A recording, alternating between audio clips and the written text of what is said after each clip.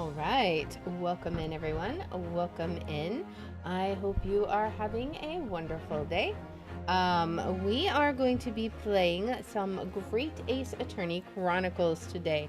So I think we're probably going to go into court today, but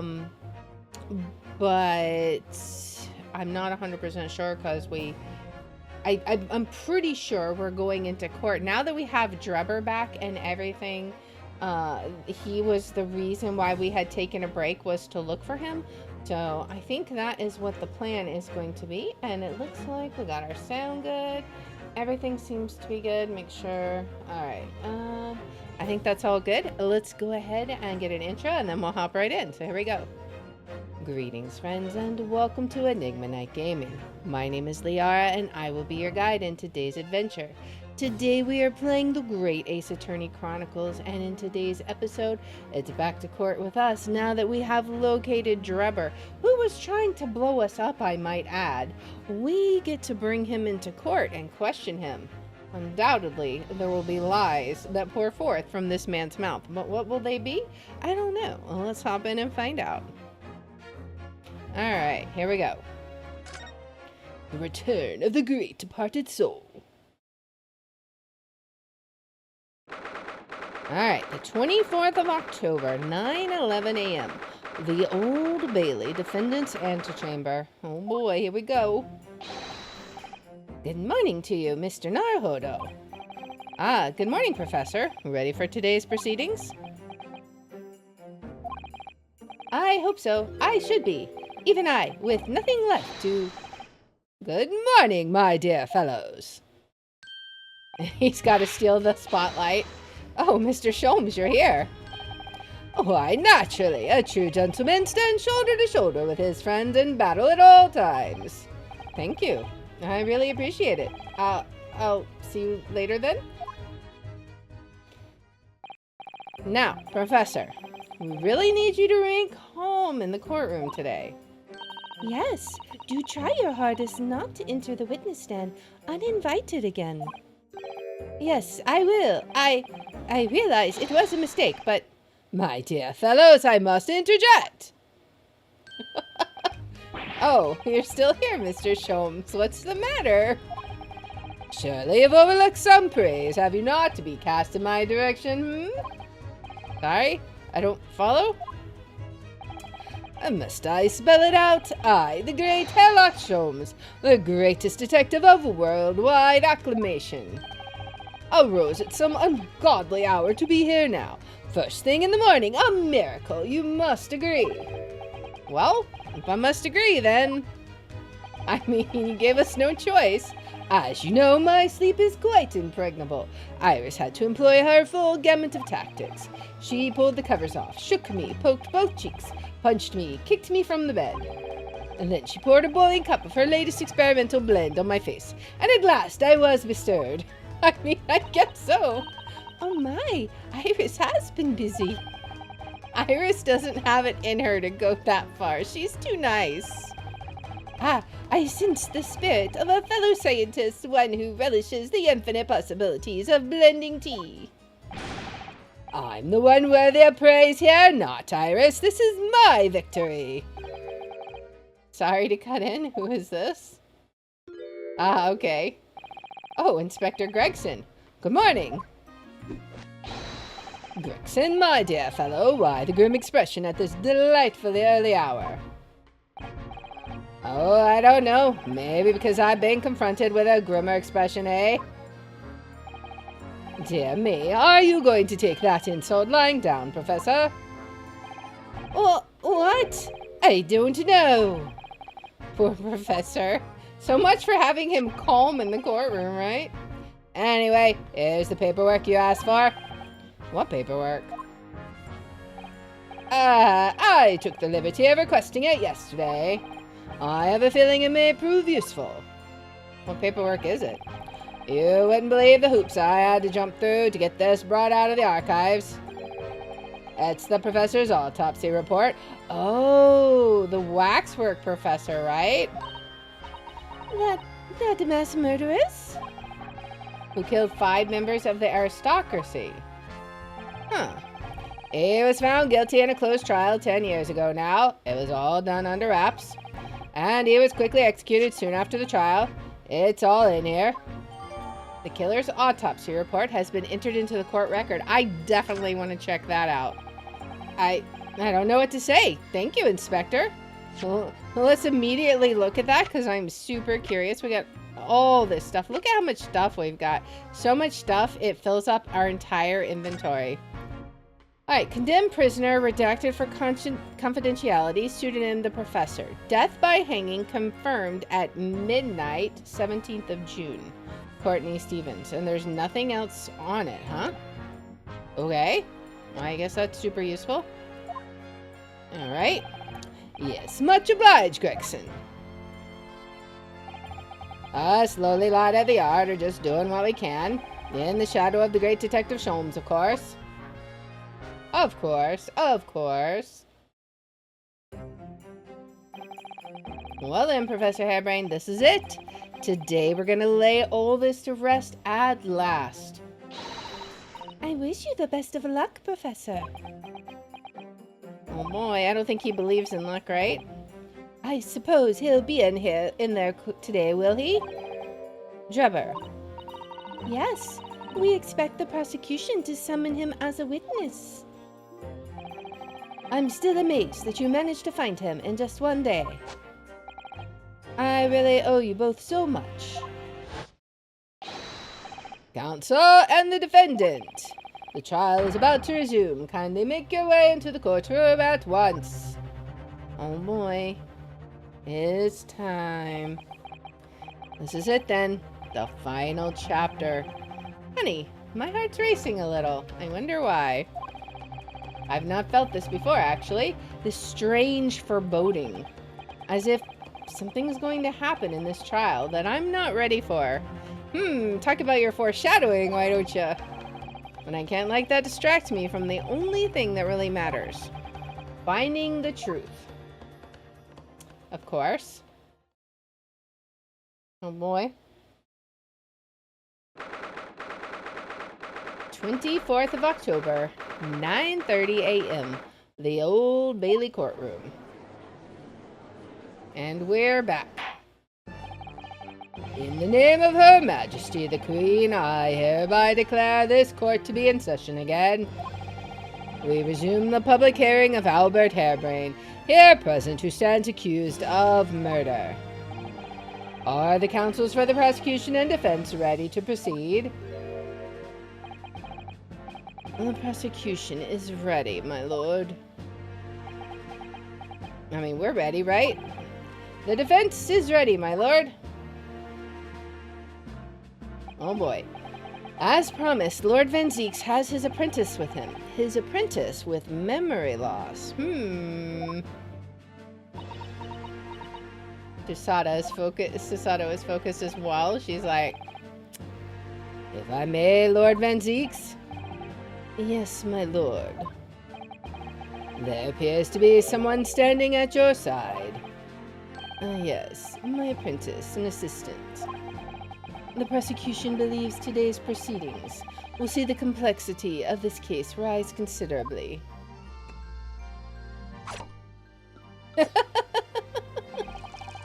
I therefore instructed my assistant to attend to ensure the smooth running of the trial. And the smooth running of liquid refreshments, by the look of it, indeed. Now he doesn't even have to pop the cork himself. The way he holds himself, the way he moves. It couldn't be anyone else. But he's still suffering from amnesia, so there's really nothing we can do at the moment. I know, but oh, this is so very hard. Oh man. It would appear the prosecution has done a fine job in responding to the demands of the court made yesterday. I understand you have successfully secured the engineer who disappeared from the scene on the day in question. Yes, my lord. I intend to call him as a witness shortly. Very good, very good. Now then, ladies and gentlemen of the jury, who have been chosen ad random to represent the will of the people in the courtroom today, are you ready and willing to proceed? Of course, my lord. I'm sure we all understand the importance of doing our civic duty. I do so despise deception and deceit. I find it so very wearing. And to take a man's life with a conjuring trick, it is against the magician's code, not to mention the law. Any fake scientist should feel the wrath of God, if you ask me. We have to listen to what's said on both sides of the fence and settle on one. That's it, isn't it? Wasn't like this in my day. Wasn't like this at all. If all parties are ready to proceed, you may begin, Lord Van Zieks. Before I do, my lord, there is a report I must read to the court. Yesterday, at the Great Exhibition Grounds, the evidence of primary importance in this case, the super high voltage instantaneous kinesis machine, which was installed on the experimentation stage, was deliberately destroyed in an explosion effected by an unknown person or persons. But we know who did it. It was what? An explosion? This is an outrage. I mean, yeah, we don't have any actual material evidence now. Yes, I heard the grave news yesterday. Scotland Yard submitted a report to my office in the evening. I read that the machine was blasted to smithers and the wreckage reduced to ashes in the flames. Indeed it was. I have here a photographic print of the scene, taken in the wake of the explosion. There is definitely a hole below. It shows what little remains of the machine. Yes, a terrible business. But that is important information. He did it to destroy the evidence, did he? That's Enoch Drebber. The court will take this print as evidence, counsel. Alright, I mean, it does have a very important piece of evidence for our case, I think. So we'll just have to see. Late yesterday afternoon, the protection afforded to the machine by the Special Dispensation for Scientific Equipment Act was revoked. However, before a thorough investigation could begin, the invention was obliterated from existence. As such, this will become a very different trial. Oh boy. I wonder what we're going to find out. As it stands now, with no evidence on which to draw meaningful conclusions, the authenticity of the kinesis machine will remain forever in obscurity. Indeed. A most unfortunate state of affairs. I'm sure that'll make Hairbrain happy, though. However, one thing remains clear. The victim's death was the result of the actions of the accused. Of that we can be certain. For it was the accused himself who was operating the machine and who ultimately caused it to lose control. The loss of control. As Lord Van Zieks rightly says, this is a very different trial now. Where are we going with this? The accused accepts responsibility for his part in the events that transpired. He acknowledges that Mr. Osmond died as a result of the accident caused by his machine's malfunction. However, unbeknownst to the professor, he was being deliberately deceived by a pair of very clever fraudsters. Names, counsel, if you please. The engineer, Mr. Enoch Drebber, and the victim himself, Mr. Odie Osmond.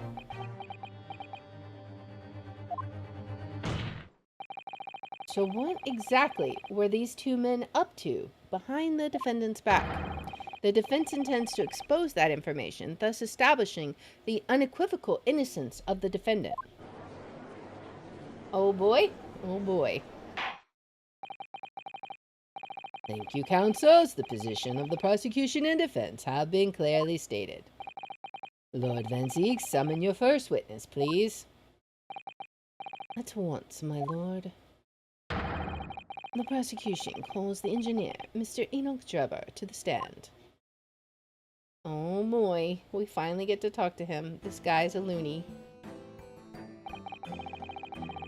state your name and occupation for the court. Name, Enoch Drebber. Occupation.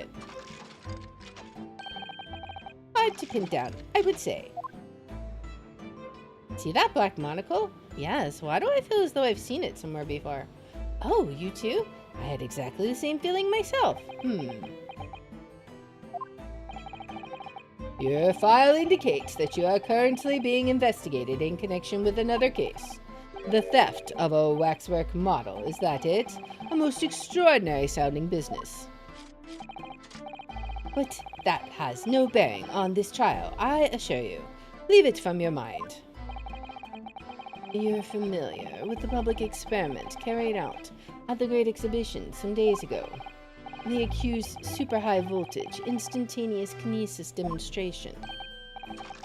Yes, you could say that. I am aware of it. There was a terrible accident, wasn't there? It was you, Mr. Drebber, who constructed the vast machine used in the experiment, or so our investigations indicate. Can you confirm your involvement? Yes, I constructed it, in precise accordance with the blueprints, but that's all. Then the court would be very interested to hear your thoughts about the machine, I'm sure. Oh boy.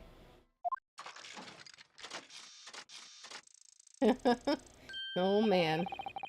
An amazing device, if you ask me. The pinnacle of modern science, making instantaneous kinesis a reality at last. What? Good gracious! Do you mean to say that the experiment was bona fide? Is that your belief, sir? Yes, that is very much my belief. Such a waste that it blew up. Objection! You blew it up! But we've already established that the machine was nothing more than a prop for an elaborate conjuring trick. Objection! You've established nothing of the sort. All that was shown during yesterday's proceedings is that the same outcome could have been produced by means of staged trickery. The defense merely proposed a method and demonstrated its feasibility, nothing more. But, I mean, he's not wrong, sadly. We procrastinated long enough, I feel. Witness, you will now give your formal testimony about the machine that you constructed for the purpose of the demonstration at the Great Exhibition. Understood. Oh boy, here we go.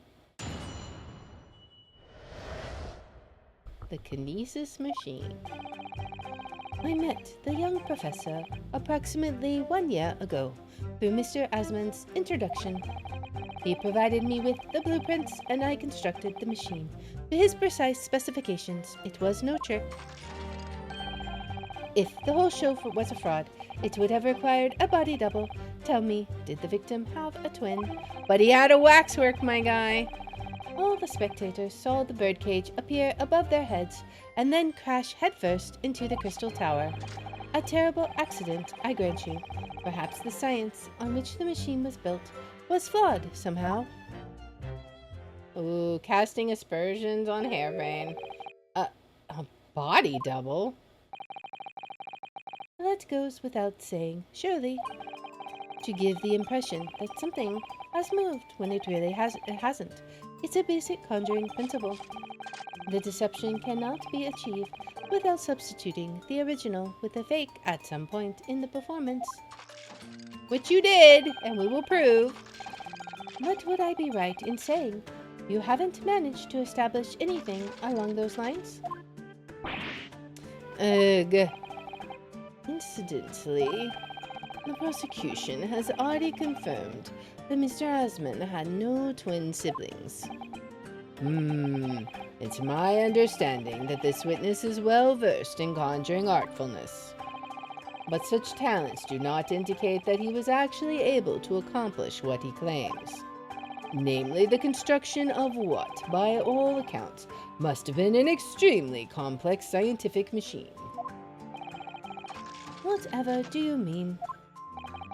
Yesterday's proceedings brought the true nature of your past exploits to light, Mr. Drebber. Indeed it did, my lord. As a swindler who preys on innocent scientists to elicit government grant money through conjuring know-how. Yes, it's true that I possess considerable knowledge of stage magic. But crucially, my scientific knowledge more than matches that of any academic in the field. Investigation of the witness's workshop attests to that claim, my lord. As evidence, the police found this Royal Society trophy for young talent in science there. Yes, that's true. We spotted it there ourselves. If a hypothesis is sound, it can always be forged into a physical manifestation with sufficient skill. Though I may have sold the secrets of some deceptive wiles to sniveling, talentless scientists in the past. Would you therefore assert that the explosion of the machine was an unfortunate accident, or, of course, a deliberate act of murder carried out by misuse of the science? I love that little shifty grin that he says while he says that. Like, can you cast any more blame on my defendant? Counsel for the defense, your cross-examination, please. With pleasure. Yes, my lord. Oh boy, here we go. So, time to cross-examine. I met the young professor approximately 1 year ago, though through Mr. Osmond's introduction. Hold it! So you were already acquainted with Mr. Osmond himself? Not really. By chance, I'd seen his name mentioned in the papers, that's all. But I had no interest in his private affairs. If he was an unscrupulous investor, it was no concern of mine. As long as people pay their bills, I take up my tools and construct what they ask for. You have an evil grin. So why did Mr. Osmond approach you in particular then? Who can say? I presume because my name is associated with excellence in engineering. Not to mention excellence in fraud. He's resetting. Hard to gauge, but the point is, all I did was construct the machine according to the blueprints I was given. In other words, the kinesis machine was built on solid, scientific principles. Yes, you might say that. Professor Harebrain certainly has a mind like no other. I mean, yes. He provided me with the blueprints, and I constructed the machine to his precise specifications. It was no trick. Hold it! Are you sure about that? It's clear that you have both scientific knowledge and knowledge of conjuring magic, however. The more knowledge you have, the better equipped you are to handle whatever comes along. But your implication is that I furnished the machine with some trickery, I think. It's a possibility that we have to explore. Unfortunately, though, the machine has been blown to Kingdom Come. I wonder why. So there's really nothing left to explore, is there? It appears that the kinesis machine was fitted with a timed explosive device of some kind. And there's nothing left of that device either. Not a single shred of evidence remaining, I hear. He must have planned all this from the outset. But in any case, it's abundantly clear that the experiment couldn't have been a trick. Is it now? If the whole show was a fraud, it would have required a body double. Tell me, did the victim have a twin? Hold it! Of course, that's it. Mr. Osmond was a twin. No, he's not. He's not. Perhaps my learned friend wasn't listening earlier. Mr. Osmond had no twin siblings. No, I heard you before, but the thread of hope hadn't quite left me. The demonstration could have been a trick if there was somebody who looked sufficiently like the victim. But Dr. Scythe was absolutely ruled that out as a possibility. It is beyond question that the victim himself, Mr. Osmond, did move from the stage to the Crystal Tower. The fingerprints found at the scene attest to the fact. So it can't have been orchestrated using someone who looked identical to Mr. Osmond then. Or could it? What are you thinking, Mr. Naruhodo? Oh, no, nothing. But we are. Just the idea of someone who looked identical to the victim is playing on my mind. All the spectators saw the birdcage appear above their heads and then crash headfirst into the Crystal Tower. Hold it! It crashed head first, you say? According to the many witness reports from those there at the time, yes. Were you not there at the exhibition grounds on the day? Reset your answer. Unlikely. I rarely leave my workshop. Yet another of your unique inventions was found at the scene. No comment? Well, it was the unveiling of a machine I'd labored over for many months. I saw it clearly with my own eyes, the birdcage plummeting headfirst into the tower. But you just said you didn't know that you were there. What a surprise. I believe the victim's neck was broken from the headlong fall, wasn't it? How would you come by that information? Even an infernal recluse like me reads the newspapers, you know. According to the reports, 2 injuries were apparent on the victim's body. Yes, he'd been stabbed in the chest by a screwdriver, believed to belong to the defendant, and he had broken vertebrae as a result of a fall from a considerable height. Maybe it was murder and Drebber did it, like, you know, 2 criminals and he backstabbed him? Correct. My learned friend has been doing his research, it seems. Do we know which injury was the fatal one?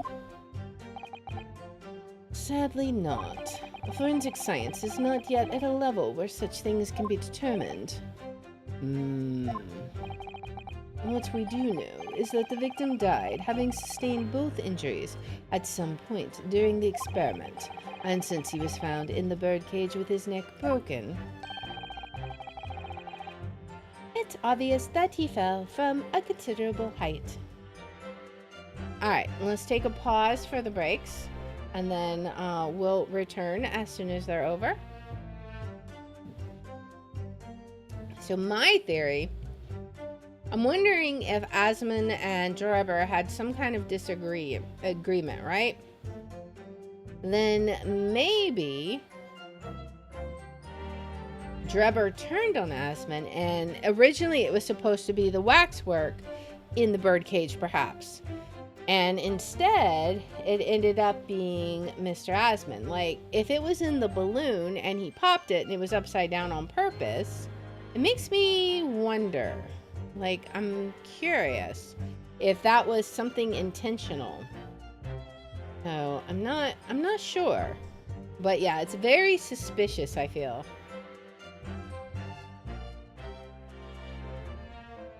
I can't wait to see what the next bit of testimony will be, and how are we going to trick him, because we have that waxwork head. I bet if we could take his helmet off, we would see it looks like Odie Osmond. That's what I bet a big reveal is. Alright, looks like ads are just about over. Alright, so we should be good. Let's continue on. I suppose that's hard to deny.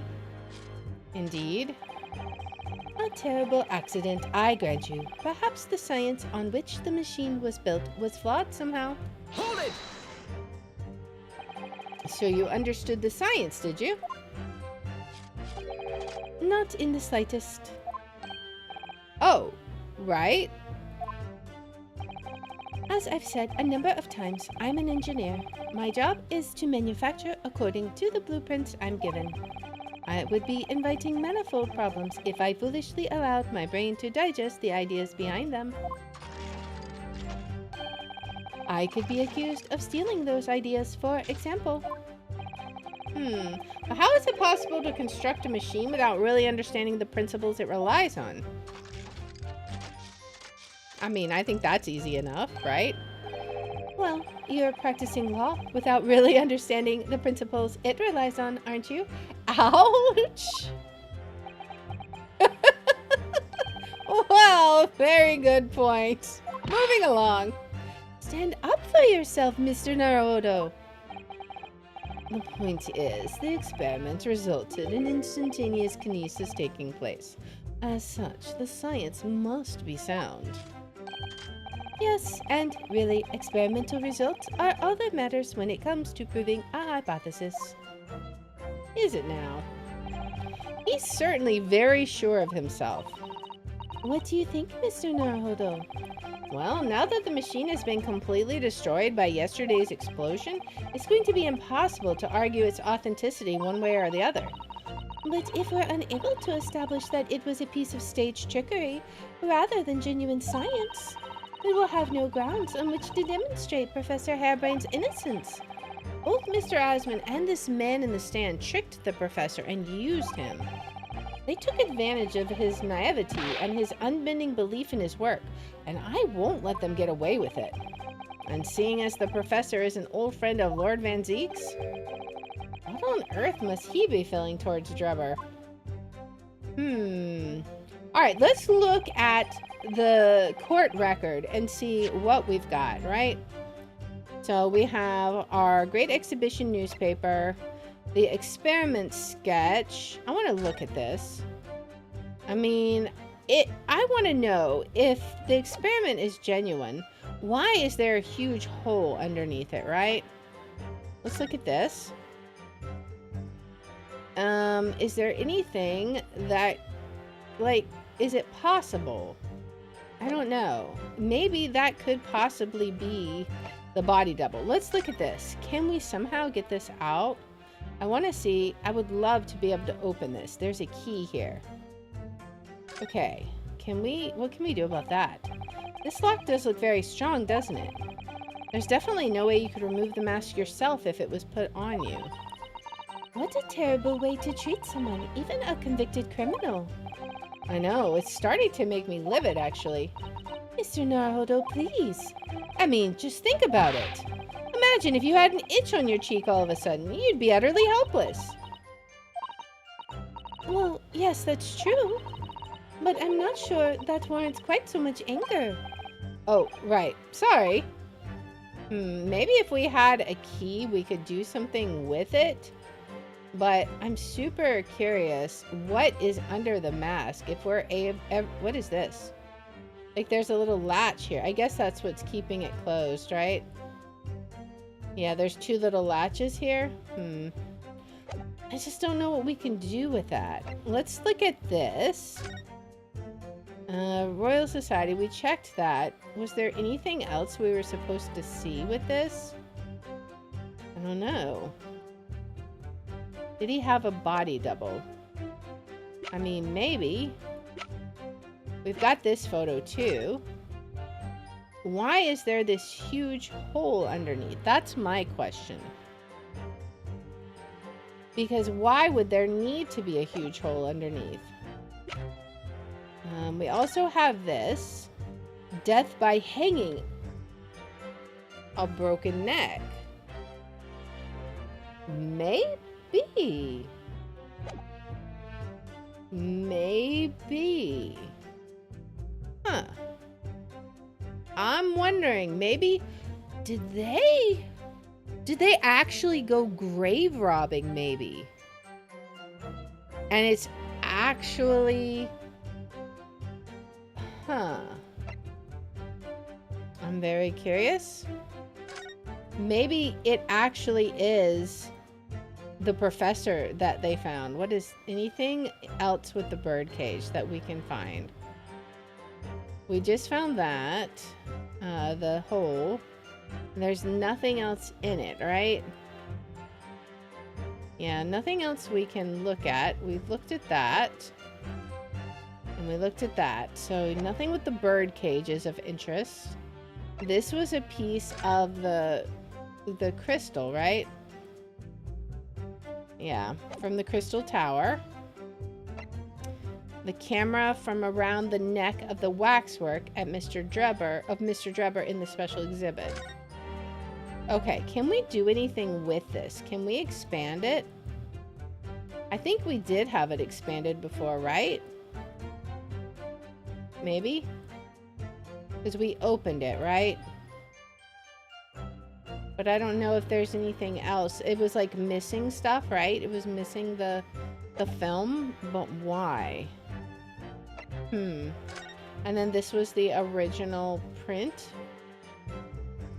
It kind of looks like that's Mr. Asmund, but it could just be coincidence. I don't know. There's too many questions that I have.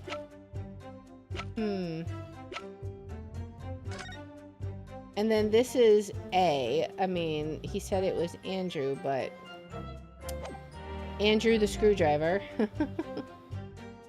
I'm seriously wondering what evidence we have. Okay, so which statement can we present some information for? I don't think it's going to be this one.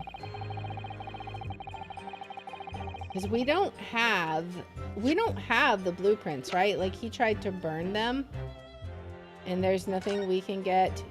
We do have this, and what's happening down here.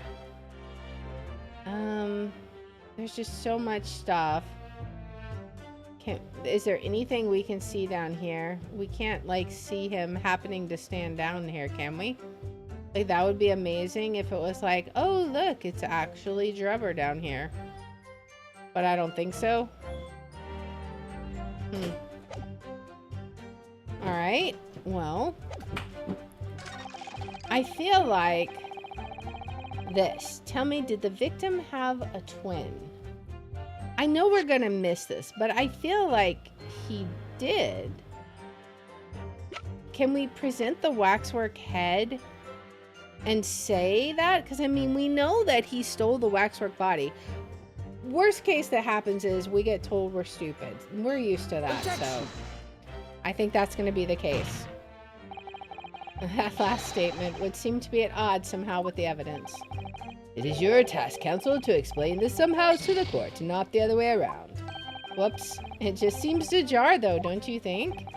What I think is that this whole exchange has been extremely jarring, yes. Perhaps I need to reconsider this. Okay, so what can we press? If the whole show was a fraud, I feel like yes, but what would we present for that, right? All the spectators saw the birdcage appear above their heads and crash head first. Wait a second. Wait a second.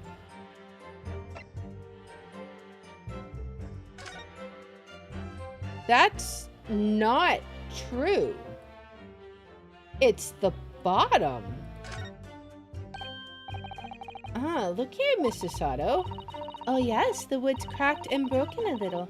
I suppose because it fell from such a height. Yes, from the height at which the balloon was flying down into the crystal tower below. A fall of about 30 feet, or 9 meters. Leaving the man inside tragically dead. That's definitely not head first.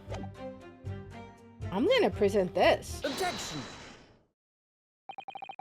We've examined the birdcage that crashed into the crystal tower ourselves. As you can see, the cage, which is wooden construction, has sustained damage in one particular spot. Following the explosion, it fell some 30 feet into the glass of the crystal tower. That level of damage is to be expected, surely. I agree. The damage itself is entirely understandable. What doesn't make sense is the location. Exactly, is the location of that damage. Oh boy, the first lie. All the breakages of the wood are at the base of the birdcage, not the top. What are you saying? That's the opposite of where they should be. Exactly. You get it. That's right, my lord. The birdcage that was at the scene is damaged at its base. We have reports of the birdcage falling headlong into the crystal tower, yet the damage is at the bottom. The only way to reconcile these two facts is to accept that there were two birdcages in play that day, which were at some point switched.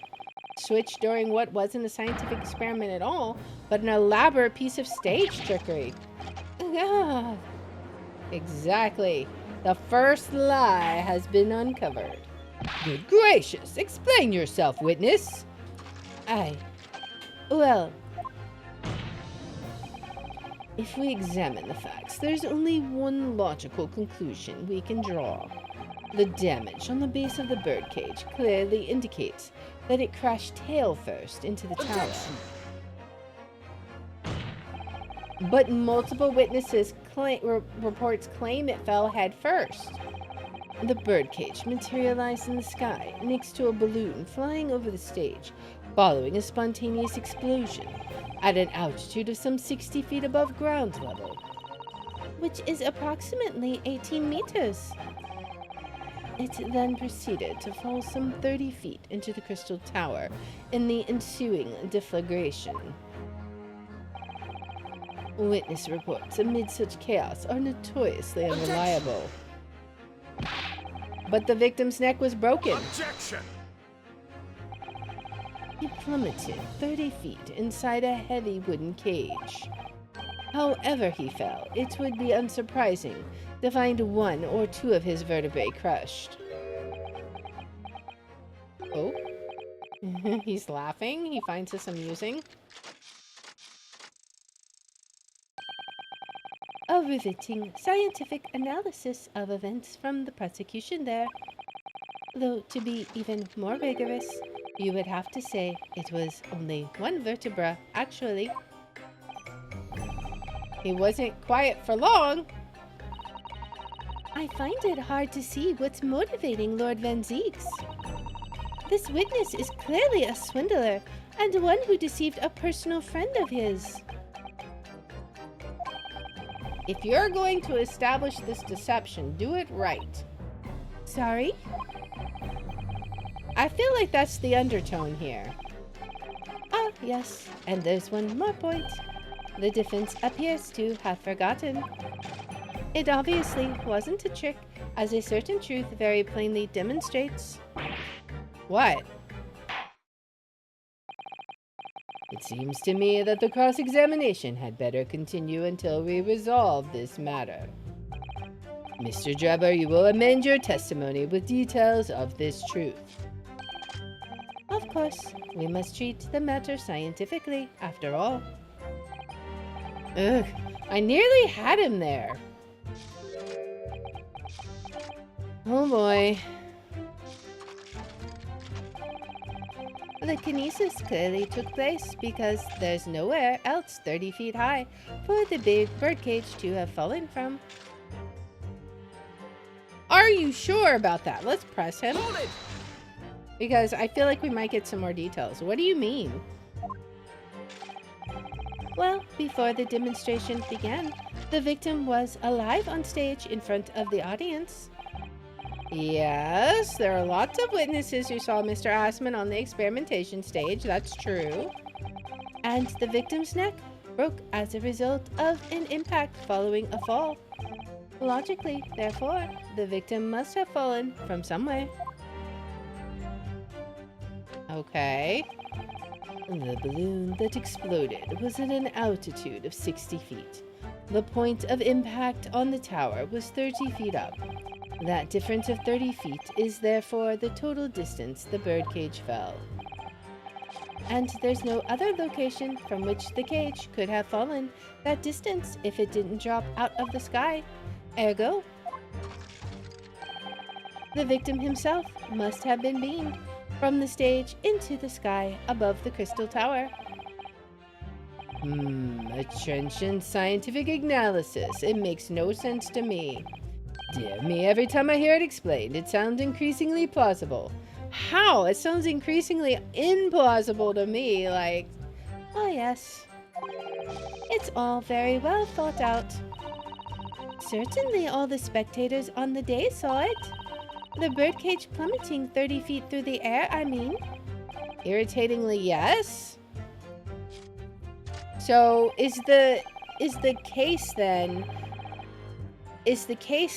that the birdcage couldn't have just disappeared? Maybe? Let's continue on. So he's certainly very sure of himself. And then she asks what we think. Now it's been completely destroyed. It's going to be impossible to argue its authenticity one way or the other. And then if we can't establish its stage trickery, we'll have no grounds to base in his innocence, right? Alright. So I think maybe we present the photo. Okay. Alright, so let's see. Which one do we do? It's going to be like the third or fourth, right? The kinesis clearly took place because there's nowhere else 30 feet high for the birdcage to have fallen from.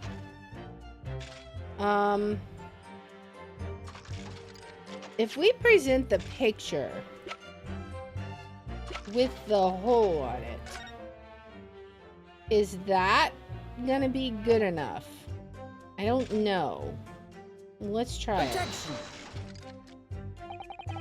The defense would have to object to that last statement, my lord. And I would have to overrule your objection, counsel, of course. Okay. The defense would have to accept the penalty given. Glad to hear it. And you would also have to think again, Okay, so... the kinesis clear... Okay, so... what would it be? Do we present the balloon? I mean, obviously there was another place where it could have fallen, right? Do we just present this balloon picture again? Maybe? I mean, what else is there, right? Let's try presenting the balloon picture. Okay, so it's not that either. Alright, so what is it going to be then? I'm not sure. It clearly took place because there's nowhere else 30 feet high for the birdcage to have fallen from. Is that true though? I mean, I feel like that's not true. But how do we prove that?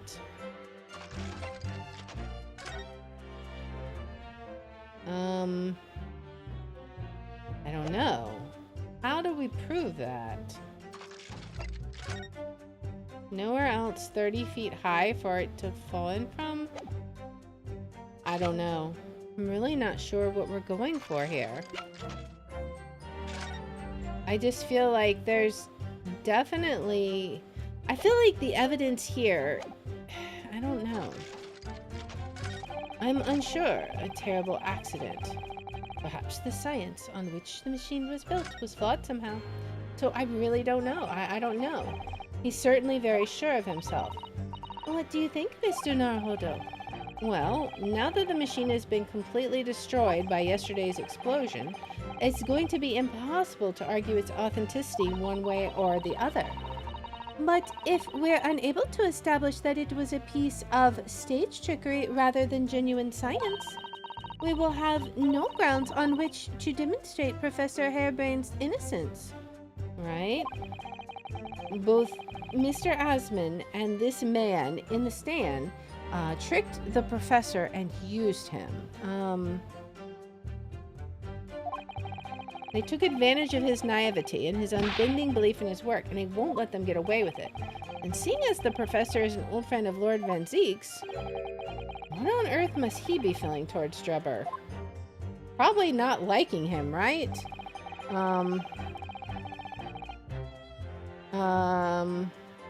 So what exactly would we present? What evidence do we have?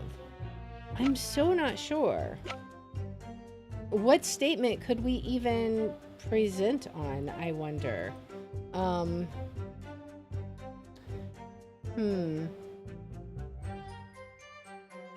only have 2 strikes left. So what exactly would we need to, we can't open this, right? Like if we do this, where's the button? Can we like open the camera again? I think it was on the back, right? Like if we open that, the cover came open. Yes, now there should be a glass plate. So they took the picture, right? There's something wrong. There's no plate. It's been removed. Exactly. All right. Okay. So what else is there? We've got the balloon. We've got the crossbow.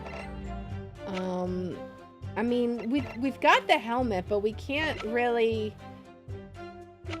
do the we can't really do that. Let me look at what we've got. So related to the birdcage, I mean, we've got this. Does this show anything else? 30 feet up. I mean, it shows the balloons. Is that going to be sufficient enough?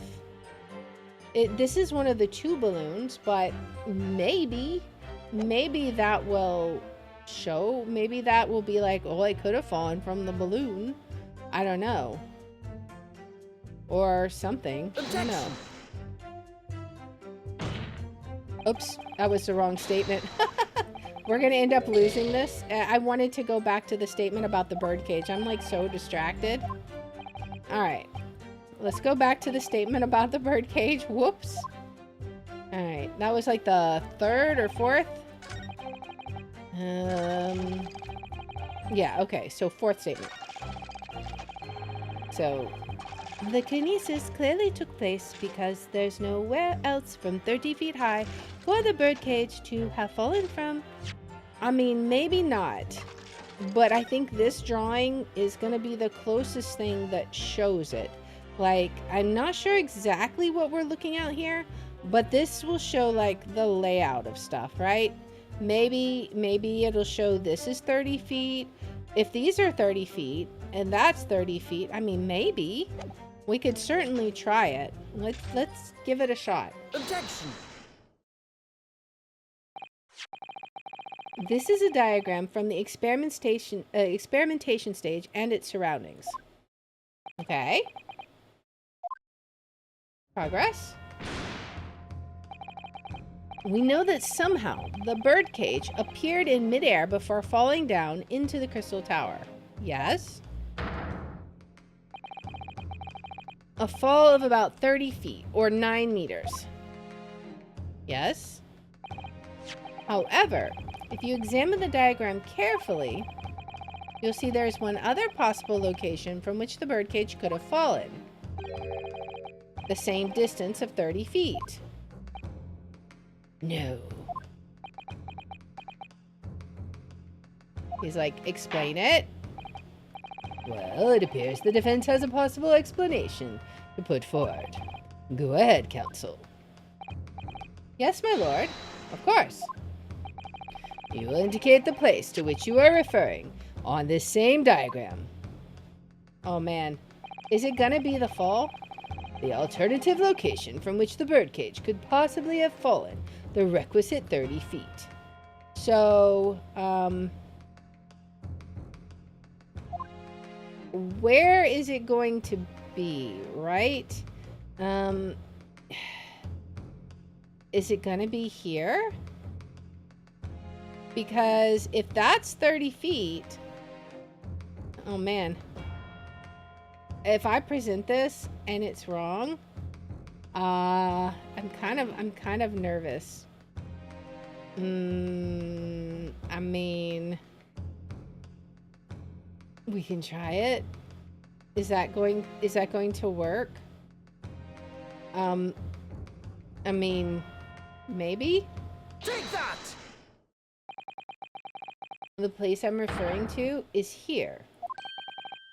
But that's where the birdcage would have been to begin with.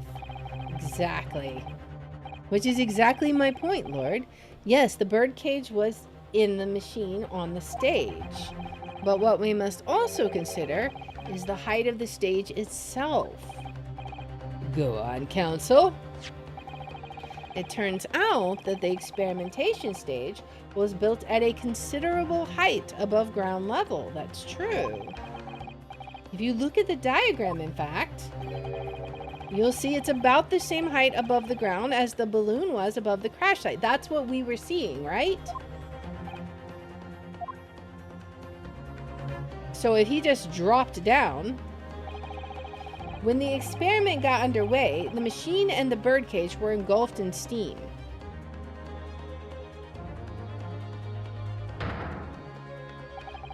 At that moment, the floor of the stage gave way, and if we assume there to be a void underneath, this birdcage and the one seen by the audience would have fallen almost exactly the same distance. Oh man, he's sweating now. Once again, my lord, this all points to the fact that there was not one birdcage, but two. Objection! My learned friend has no evidence that the stage had such a contrivance in its design. Oh, but we do. Someone is responsible for the criminal destruction of the kinesis machine itself, it's true. However, the stage still stands. And take a moment to look at the photographic print of the scene following yesterday's explosion. Exactly. There's a giant cavity there. Good lord, the metal grill that formed the floor of the machine is undone. Yes, most likely blown open by the force of the explosion that destroyed the rest of the machine. The defense calls for the space below the stage to be investigated immediately. Oh boy. Mr. Drebber? It was you who built the kinesis machine, which means that it was you who built the two bird cages that were used to carry out this deception. Ugh. Whether Professor Harebrain's hypothesis is sound or not makes no difference, because it's the construction of this machine that matters. A machine designed to take Mr. Osmond's life. Alright, let's take a short break for the ads, and we'll get the exciting conclusion of today's episode. I mean, man, we're escaping this one by the skin of our teeth. Like, sometimes the pieces, the connections you have to draw here are very subtle, and it's not easy to figure it out for sure. But that sketch, yeah, it makes sense. Like, it's one of those things of like, we knew it. It's like we were going from A to C and we were skipping step B and we had to find step B. And that was a little frustrating because, like, I knew what was going on here, that the birdcage fell into that hole. And I think Mr. Osmond was legitimately in that. I think the waxwork was in the other birdcage in the balloon. And I think they got swapped after, you know, at some point in time by whatever contrivances he had. I don't know what those are yet, but somehow he swapped them, and I think he's the one that stabbed Mr. Osmond. For what reason exactly, I don't know. Maybe he wanted all the grant money to himself. He didn't want a partner. That's possible too. But looks like ads are just about over, and then we'll see what we have next. All right. Ads are over. Let's continue on. And lay the blame firmly at the professor's door. Something that could only have been carried out by you, Mr. Enoch Drebber.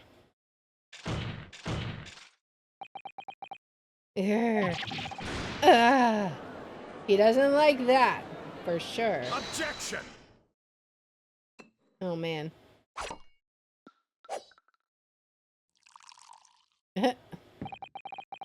If my learned friend has reached the end of his wild assertions, The prosecution would like to crush the defense's argument slowly but surely. What? Your argument fails to hold water on 2 counts. 2.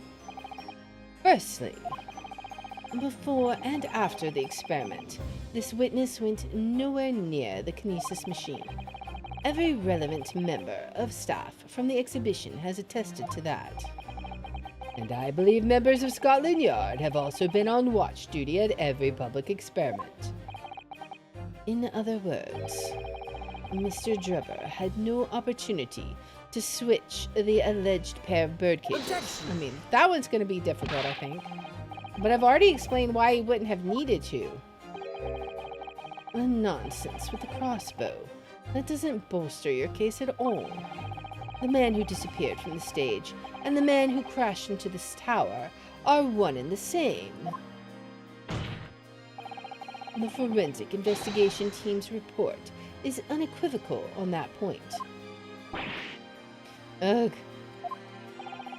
And the second flaw in your assertion is a distinct lack of motive. Why would this man have wanted to take the victim's life? He had no reason to do so. A motive? Do I have to think of everything myself? I mean, I have the idea of a motive. I have here a contract provided by the witness. What contract is this, Lord Van Zeeks? The contract into which Mr. Drebber entered with the victim, Mr. Asman. It reads, Mr. Drebber is to receive 30% of all remunerations from government grants or other income. 30%? Certainly very favorable contractual conditions. But there was one very important provision bolted onto that clause. What provision? Mr. Drebber may only uphold this right on condition that both contracting parties are alive. In other words, if either of us were to die, the contract would become null and void. So, you see, I had nothing to gain from Mr. Asman's death. The diametric opposite, in fact. Ugh. Need I say more? The witness had neither an opportunity nor a reason to commit the alleged crime. In short, the possibility of Mr. Drebber having done as you suggest is nil. Ugh. I have a friend here visiting. Ugh. Come on, my guy. He is asking for some attention. Hello. You'll have to go. You'll have to go. He's purring. Ugh. Just every time we get so close, we get so far away. It seems the defense's assertion was somehow wide of the mark. Lord Van Zeeks, you will submit the contract as evidence, please. Alright, we need to read the whole contract, I feel like. It's true. If Drebber had no opportunity to switch the birdcage under the stage with the one in the Crystal Tower, he couldn't have done it. And in any case, I have no idea what his motive might have been. There is one aspect of your argument that still holds true, however. There were 2 bird cages. The prosecution is unable to deny that. Ah. So I'm sure you're on the right lines, Mr. Norhodo. And I've no doubt there are other aspects of your assertion that are undeniable truths too. Oh boy. Well, it would seem that the defense has no rejoinder to offer. He's laughing at us. Oh boy. Well, I must say I'm a little surprised. I came here to testify about the machine I built, but instead my reputation is defiled. But the prosecution's counter has set the record straight, I think. It's impossible that I'm the culprit. Objection. I doubt that. Seriously doubt that.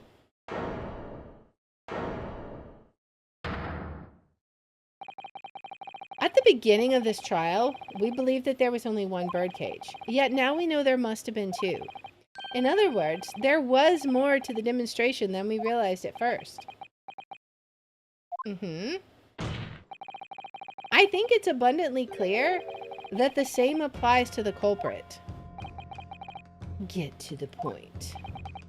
The stage demonstration was constructed and set up in its entirety by you, Mr. Drebber. Therefore, it's inconceivable that you had no hand in the events that transpired. He doesn't like our answer. So if circumstances mean it's impossible that you could have carried out the crime yourself, it points to the fact that someone else was involved. Someone else? Counsel, are you suggesting? Yes, my lord. Mr. Drebber had an accomplice. Objection! An accomplice now? Well then, I presume you're prepared for what's to come? Now that you're accusing not only this witness, but someone else of the most serious of crimes. If these accusations turn out to be false, then make no mistake. The prosecution will demand an equally serious punishment for your slander. Indeed? Well, counsel, do you intend to pursue this course and formally accuse another party of involvement in this matter?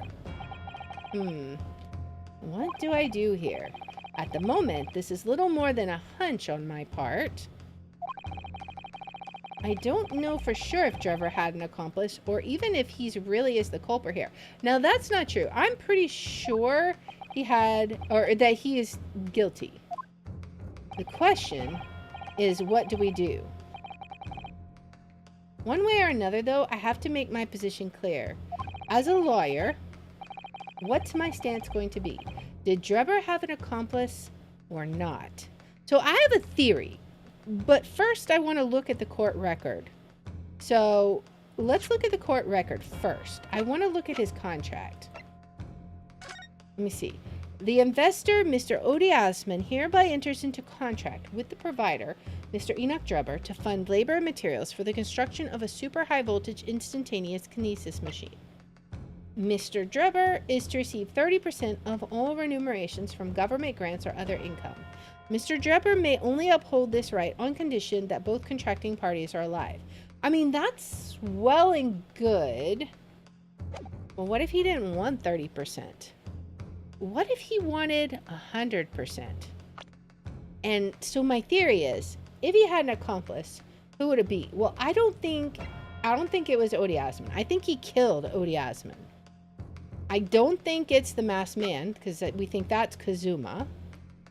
I don't think it was Madame Tuspels, because she, I think, is just the victim of the theft of her waxwork.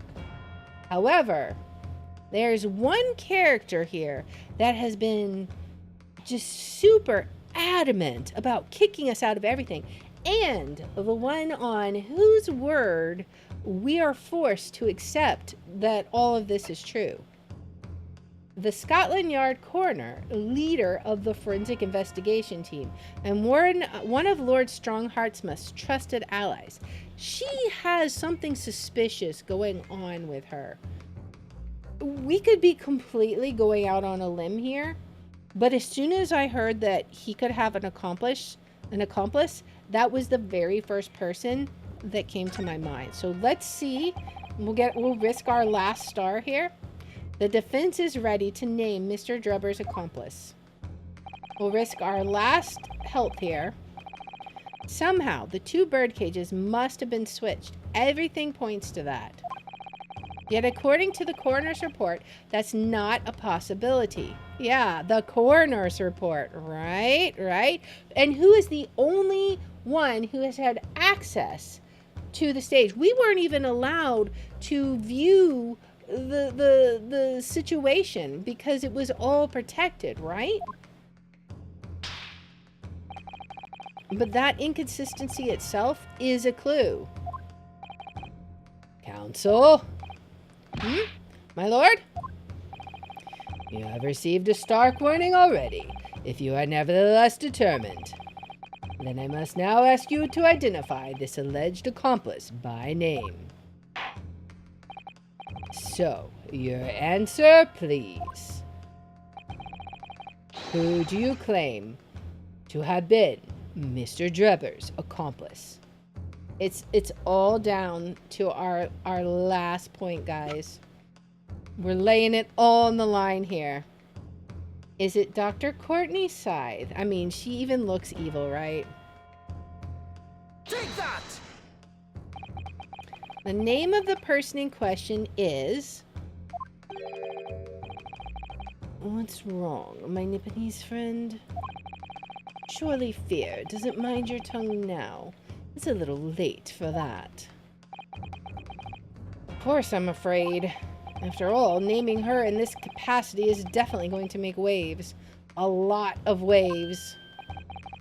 I could very well turn every single person in this courtroom against me. I'm sure it will be all right, Mr. Naruhodo. Thank you, Miss Sasato. The enemy always appears larger than life, but you'll appear exactly the same to the enemy. All right, then. Here goes. You've kept us waiting long enough. Your answer, counsel, now.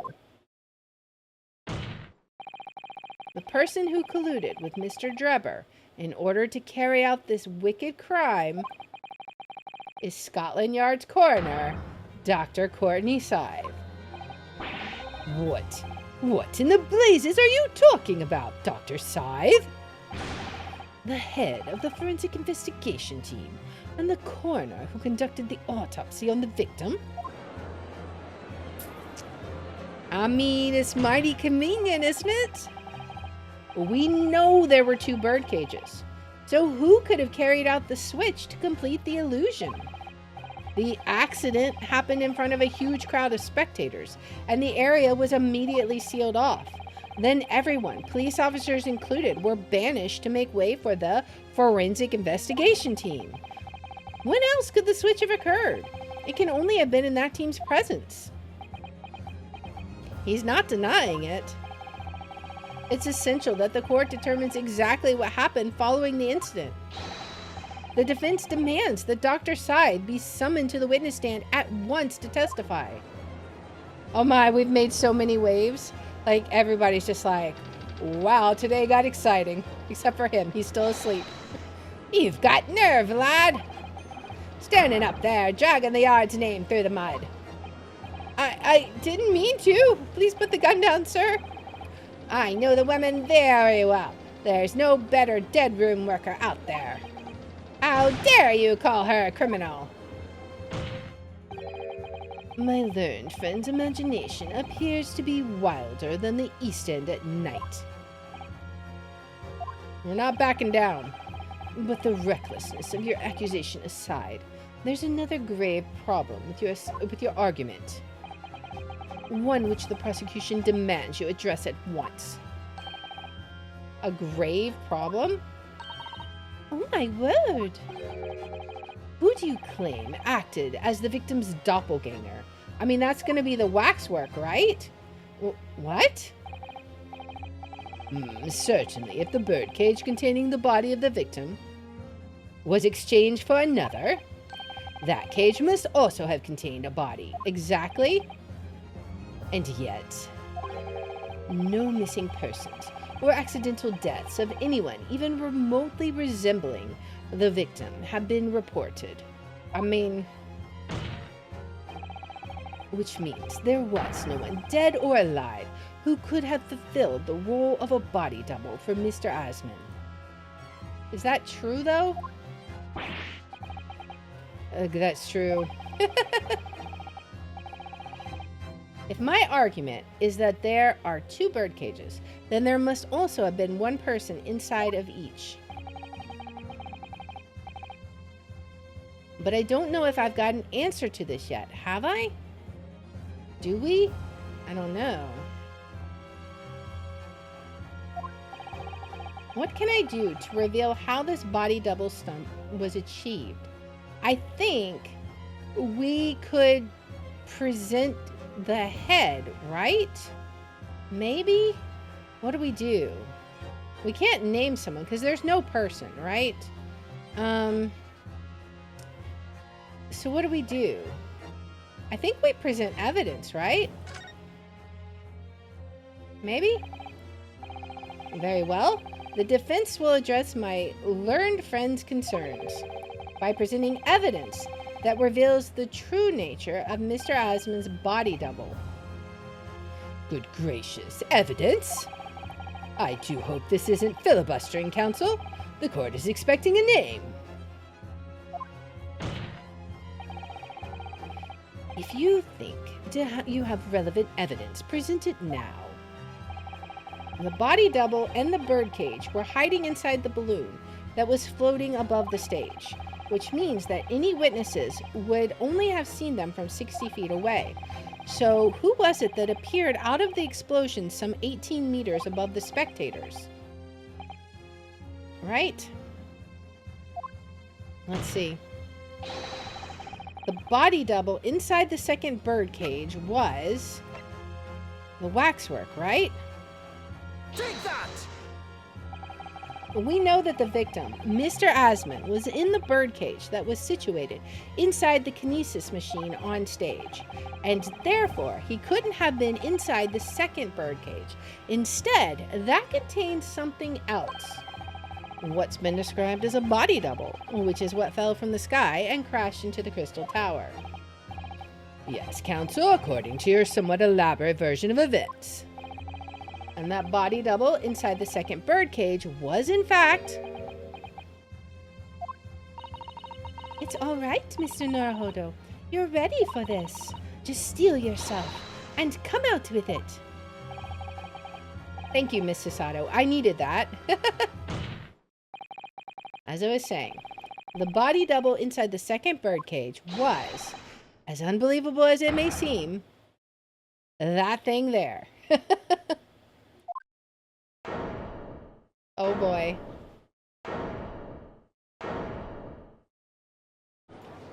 Oh boy. Are we finally gonna get the Objection! The face mask off? Open your eyes and look into mine, my Nipponese friend. Yes? Now tell me, what are you playing at? Stand firm now, Ronosuke. This is the time to show your Japanese spirit. As the court will observe, this is a waxwork model. A model, in fact, of an infamous London murderer from 10 years ago, the Professor. Objection! You started by indicating the leader of the forensic investigation team as an accomplice in this crime. And now you've moved on to indicating waxworks, or indicting waxworks. Yes, that's about the size of it. But why? And why this waxwork? It looks nothing like the victim. In fact, it could hardly resemble him less. What possible justification can you give? If you want to know why, ask Mr. Drebber. What? Just days before Professor Harebrain performed his public demonstration, Mr. Drebber abducted this model from Madame Tuspel's. Did you say abducted? And 2 days after the incident at the Great Exhibition, he returned it to the museum. Then the timing. Is this true, Mr. Drebber? At first, I couldn't see why Mr. Drebber would have stolen the waxwork and then given it back again. But now the reason is clear. Took it so he could put it inside the second birdcage as a body double for Mr. Osmond. Indeed. Indeed he did. Why you hearing this, ladies and gentlemen of the jury? Are you hearing this defense's astonishing proposal? I think they are. The question is whether they're believing it. That the witness fabricated this vast machine with the intention of deceiving some wretched scientist. That he did so in collusion with the country's finest coroner on a public stage in front of a vast audience. I mean, she was importing a bunch of suspicious stuff, right? We found that in her logbooks. And to that effect, to effect that deception, he used a waxwork model that in no way resembles the victim. Are we really to believe this far-fetched tale? What do you decide? Objection! Wait. Yes, if you put it like that, of course it sounds implausible. My lord. I need to speak, if you please. Go ahead, Mr. Foreman. Myself and my colleagues have reached an agreement. Very good. In that case, ladies and gentlemen of the jury, you will state your leanings for the court to hear now. Guilty! They're all going to be guilty. Guilty! Guilty! Guilty! Guilty! Guilty! Of course. Of course it is. Oh, man. You know what that means, though? So, as indicated by the foreman, this jury has reached a consensus. I knew that was going to happen. Exactly. We shall get through this, Mr. Naruhodo, as we always do. And uncover some new truths along the way, I'm quite sure. Yes, I agree. I'm going to have to appeal to the jurors as usual and see if I can persuade them to change their minds. The defense will now embark on a summation examination. Are you and your fellows ready to proceed, Mr. Foreman? We are, my lord. Very well. In that case, I ask you now to state clearly for all present to hear the grounds on which each of you has decided that the defendant is guilty of the crime of which he is charged. And of course, we're going to pause right there.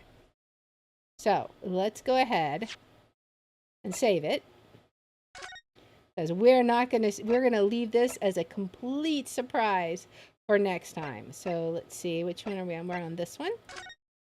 Yes. And then we're going to go back to the title. So let's go back to the title. We just saved. We don't need to save again. All right.